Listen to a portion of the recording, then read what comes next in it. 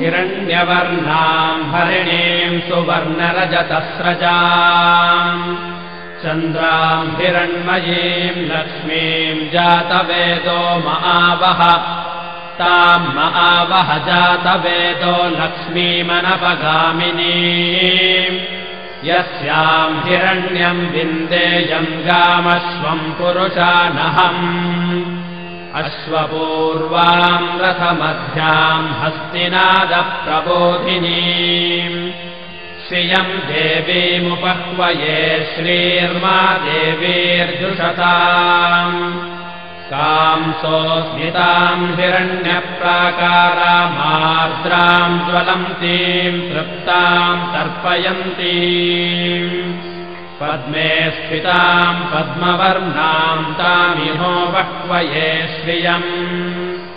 चन्द्राम् प्रभासाम् यशसा ज्वलन्ते श्रियम् लोके देवजुष्टामुदाराम् ताम् पद्मिनीमेम् शरणमहम् प्रपद्ये अलक्ष्मीर्मे नश्यताम् त्वाम् वृणे आदित्यवर्णे तपसोऽधिजातो वनस्पतिस्तव वृक्षोऽथ बिल्वः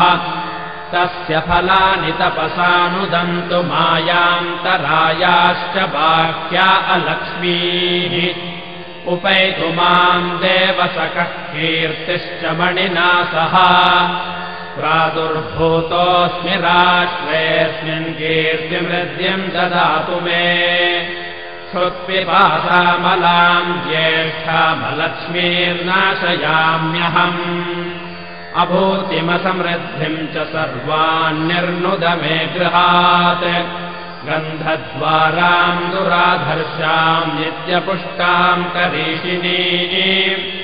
ईश्वरेगुम् सर्वभूतानाम् तामिहो वह्वये श्रियम् मनसः काममाकोतिम् वादः सत्यमशीमहि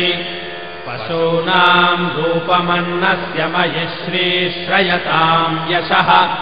कर्दमेन प्रजा भूता मयि सम्भव कर्दमाम् श्रियम् वासय मे कुले मातरम् पद्ममालिनीम् आपसृजन्तः स्निग्धानि चिक्लीतवस मे गृहे निच देवीम् मातरम् श्रियम् वासय मे कुले आर्द्राम् पुष्करिणीम् पुष्टिम् सुवर्णाम् हेममालिनीम् सूर्याम् हिरण्मयीम् लक्ष्मीम् जातवेदो महावह आर्द्राम् यःकरिणीम् यष्टिम् पिङ्गलाम् पद्ममालिनीम् चन्द्राम् हिरण्मयीम् लक्ष्मीम् जातवेदो महावह ताम् महावह जातवेदो लक्ष्मीमनपगामिनीम् यस्याम् हिरण्यम् प्रभूतम् गावो दास्योऽश्वान् विन्देयम् पुरुषानहम्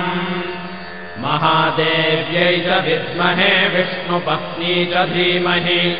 तन्नो लक्ष्मीः प्रचोदयात्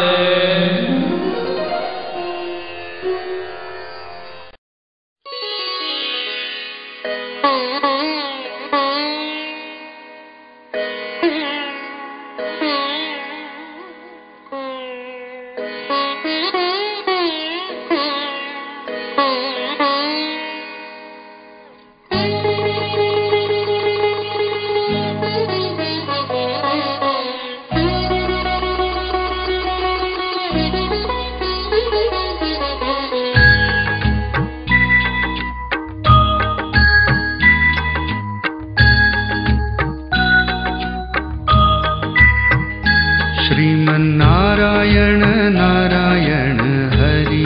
हरि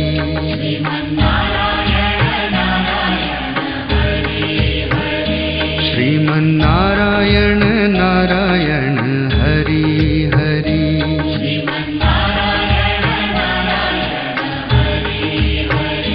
तेरी लीला सबसे न्यारी न्यारी हरि हरि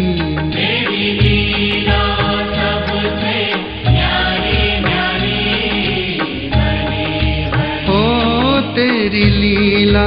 सबसे न्यारी न्यारी हरि हरि। तेरी लीला सबसे न्यारी न्यारी